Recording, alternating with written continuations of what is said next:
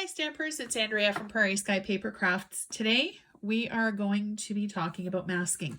Now if you saw my blog post yesterday, I made this card and I used the masking technique for the jar of flowers, and it makes it look like the three separate stamps. So this, and that are all three separate stamps. It makes it look like it's one stamp and done. Today I thought I would bring a little bit of Halloween into our lives. And I'm using the Harvest Hellos. I'll be using the pumpkin and the jack-o'-lantern face, as well as Banner Year.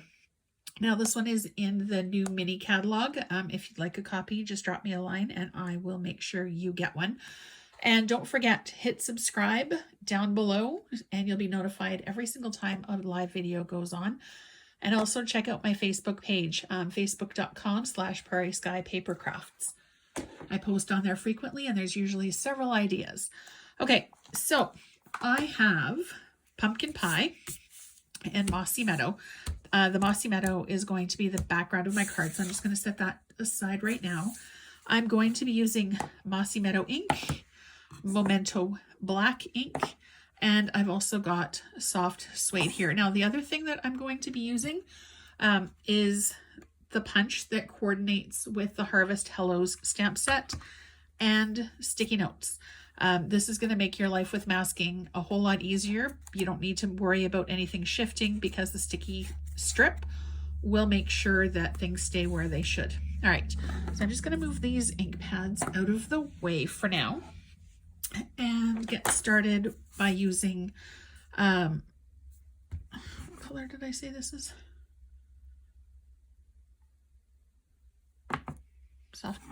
Soft suede. Sorry, I had a moment. Okay, so I'm going to start on the bottom of my card by just stamping. It doesn't have to be straight if you don't want it to be. It can be off center. It's your card, your creation, whatever makes your heart happy. Now, if we were to just go ahead and stamp the next layer on it, you would end up with something that looks like this. So it's kind of a mess. Everything is layered on top of each other and you can't really differentiate where one thing ends and one thing starts, and it's too stacked. So I've already punched out one of my shapes. Now the sticky part is on the side. So I'm just going to layer it over top of the pumpkin. And I'm going to just put the next one on top, sort of off center it. And then, so you can see that where it crossed, it looks like it's kind of tucked in behind the other one. And then I'm going to do the same thing, move it up one. And for the last one, I'm just going to put it, kind of tilt it a little bit that way, I think. Now, if you're not 100% content with how it is lying, or if it looks like the lines are too spaced apart, you can correct it just by going in and touching up with a marker of the same shade if you've got it. Or you can put a little bit of the ink onto the top of your ink pad and just go ahead and touch it up a little bit with the brush. Okay, so there's my three pumpkins done. I'm just going to take this off of the block. And where did my jack-o'-lantern face go? Oh no, the gremlins are alive and well again on my craft desk. So I'm just going to put the jack-o'-lantern face on, and I'm going to bring in my Memento black ink. This is a really quick and easy card if you're doing bulk cards for trick-or-treaters or for kids in your child that you know's class. I'll probably be doing something for my kids' classes this year as well, assuming that we can send things in for them. And just add your jack-o'-lantern face. Now, they do have the tendrils and the stem for the pumpkin. There's the stem, there's the tendrils, and there's the leaves. I'm not going to include that on this because, I'm going to bring in a couple of other little fun details off of the Banner Year stamp. I'm going to be using the bat, don't know if you can see him very well. This is the first time that I've used this stamp. So what I'm going to do is ink it up first with my Memento Black. And then I'm just going to do a test on a scrap piece of paper just to see how solidly it stamps. Sometimes when you're using the clear stamps for the first time, there's a little bit of residue or something on it. So you can either just give it a good wash with some soap, rub it across your chamois, your Stampin' Scrub, or even just a white eraser, go over it and then give it a rinse under the water. So I'm just going to add a few little bats, oops, here and there. One little guy there. Oops.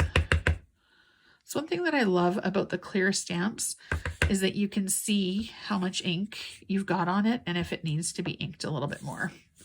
All right, I think 3 bats will do.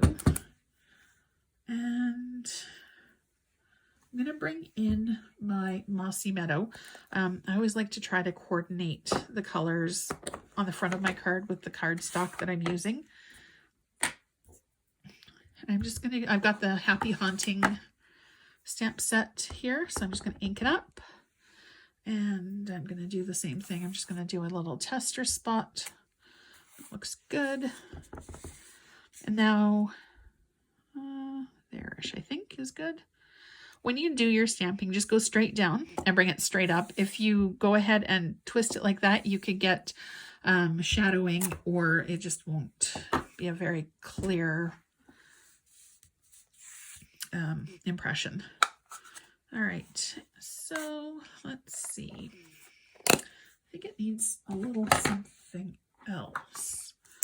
So I'm going to bring in the cobweb too, I think, just because I leave well enough alone. Okay, I'm just going to pull this back. The clear stamps tend to go missing on my desk, so I try to put them back where I get them from as quickly as I can. Now I'm just going to do little cobwebs here and there. Kind of no rhyme or reason, just kind of fill in the blank spaces where I think extra something is needed.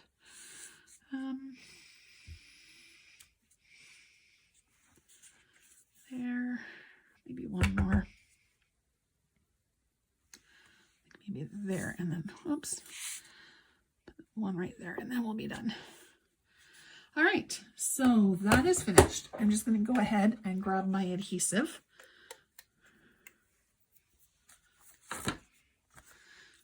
Okay, so now I'm just going to do a couple of quick little lines. Again, 2 short little lines of adhesive are more than enough to hold your card together. Whoops. Okay, and I just tend to eyeball it.